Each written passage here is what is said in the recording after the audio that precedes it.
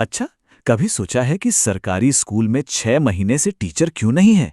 या अपने मोहल्ले की सड़क का टेंडर पास भी हुआ था या बस कागजों में ही बन के रह गया? और वो शिकायत वाली फाइल आखिर किस अफसर की टेबल पर पड़ी है? इन सब सवालों का जवाब ना सिर्फ एक कानून दिला सकता है। तो चलिए आज समझते हैं सूचना के अधिकार यानी आरटीआई की असली ताकत क्या है और इसकी सीमाएं क्या हैं। हम सब ने ये कहीं न कहीं देखा है। सड़क टूटी पड़ी है, महीने गुजर गए, पर कोई जवाबदेही नहीं। पैसा गया कहाँ? काम आखिर रुका क्यों? ये सवाल मन में तो आते हैं, पर जवाब वो नहीं मिलता। या फिर ये सोचिए, किसी जरूरी काम के लिए अर्जी दी, पर वो सरकारी दफ्तरों के बस चक्कर ही काट रही है।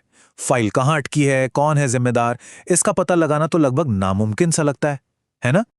तो इन सारे सवालों का एक बहुत ही पावरफुल जवाब है राइट टू इंफॉर्मेशन एक्ट यानी आरटीआई। ये कानून सरकार से सीधे सवाल पूछने की ताकत देता है। पर कहानी में एक ट्विस्ट है। कुछ मामलों में सरकार जानकारी देने से मना भी कर सकती है। तो आइए जानते हैं कि ऐसा कब और क्यों हो सकता है।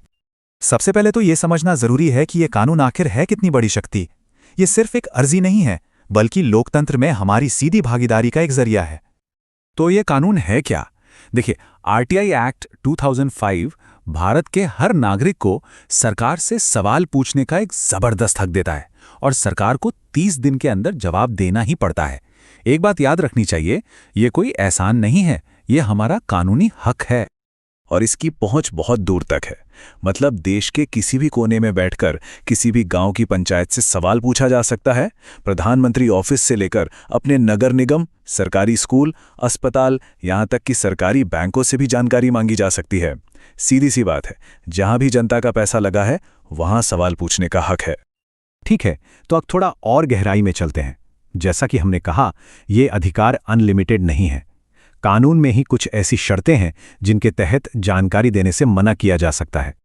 इसे समझने का एक बहुत आसान तरीका है। मान लीजिए आरटीआई एक मास्टर की है जो सरकारी दफ्तरों के लगभग हर दरवाजे को खोल सकती है, लेकिन कुछ दरवाजों पर खास ताले लगे हुए हैं। इन्हीं तालों को कानूनी भाषा में एग्जेम्पशंस कहते हैं। अब सवाल ये है कि ये ताले लगाए ही क्यों गए हैं? तो देखिए, इसका मकसद कुछ बहुत जरूरी और संवेदनशील चीजों की रक्षा करना है, जैसे देश की सुरक्षा या किसी की निजी जिंदगी। कानून ने एक बैलेंस बनाने की कोशिश की है कि पारदर्शिता भी रहे और जरूरी गोपनीयता भी बनी रहे। तो वो कौन सी बातें हैं? मुख्य रूप से अगर जानकारी देश की सुरक्षा, एकता या विदेशी रिश्तों को नुकसान पहुंचा सकती है तो उसे रोका जा सकता है। इसी तरह किसी कंपनी के ट्रेड सीक्रेट्स, पुलिस की किसी चलती हुई जांच की जानकारी या फिर ऐसी कोई निजी जानकारी जिसका आम जनता के फायदे से कोई लेना देना नहीं है, उसे देने से भी मना किया जा सकता है। लेकिन अब आते हैं कहानी के सबसे दिलचस्प हिस्से पर। अगर सरकारी अधिकारी ने इनमें से किसी एक ताले का बहाना बनाकर दरवाजा बंद कर दिया, तो क्या हमारे पास कोई और चाबी है?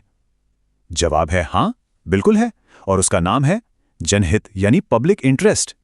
पहले ये समझते हैं कि निजी हित और जनहित में आखिर फर्क क्या है। निजी हित मतलब किसी एक इंसान या कंपनी का फायदा, और जनहित मतलब पूरे समाज का यानी आम जनता का बड़ा फायदा। इसका सीधा रिश्ता पारदर्शिता, जवाबदेही और सरकारी काम पर भरोसे से है। इसका एक बहुत ही अच्छा उदाहरण अदालतों के फैसलों में मिलता है। जब बैंकों से बड़े बड़े लोन डिफॉल्टर्स की जानकारी मांगी गई तो बैंकों ने बिजनेस सीक्रेसी का हवाला दिया, लेकिन कोर्ट में यह तर्क दिया गया कि भाई जब जनता का पैसा दांव पर लगा है तो ये जानना बड़े जनहित में है कि कौन पैसे नहीं लौटा रहा है। इससे उन पर दबाव भी बनेगा और सिस्टम में पारदर्शिता भी आएगी। मतलब साफ है, कुछ लोगों के बिजनेस के फायदे से ज्यादा जरूरी पूरे देश का आर्थिक फायदा है। तो ये बात याद रखिए, कानून में एक पब्लिक इंटरेस्ट टेस्ट नाम का ब्रह्मास्त्र है। इसका मतलब एकदम सीधा है। अगर किसी जानकारी को छिपाने के नुकसान से ज्यादा फायदा उसे बताने में है तो वो जानकारी देनी ही पड़ेगी, फिर चाहे उस पर कोई भी ताला क्यों ना लगा हो। ये आरटीआई की सबसे बड़ी ताकतों में से एक है। अच्छा, मान लीजिए कि जनहित की दलील भी दे दी, लेकिन फिर भी आरटीआई अर्जी खारिज हो गई, तो क्या अब सारे रास्ते बंद हो गए? नहीं, बिल्कुल नहीं। अब अपील का रास्ता खुलता है। प्रोसेस बहुत सीधा सा है। सबसे पहले जन सूचना अधिकारी यानी पीआईओ ने अर्जी खारिज की। उसके 30 दिन के अंदर उसी डिपार्टमेंट के एक सीनियर अफसर यानी फर्स्ट अपेलेट अथॉरिटी या एफएए के पास पहली अपील कर सकते हैं। और अगर वहां से भी मन मुताबिक जवाब नहीं मिला, तो फिर 90 दिनों के अंदर राज्य या केंद्रीय सूचना आयोग में दूसरी और आखिरी अपील की जा सकती है। देखिए, पहली अपील की प्रक्रिया बहुत जरूरी है। यहां एक सीनियर अफसर यानी FAA मामले को देखता है। वो सिर्फ PIO की बात नहीं मान सकता। कानूनन उसे दोनों पक्षों को सुनना होता है और वजह के साथ एक लिखित फैसला देना होता है। इससे यह पक्का होता है कि मामले की एक निष्पक्ष जांच हो और कोई गलती हुई हो तो उसे सुधारा जाए। RTI सिर्फ जानकारी मांगने और अपील करने तक ही नहीं है।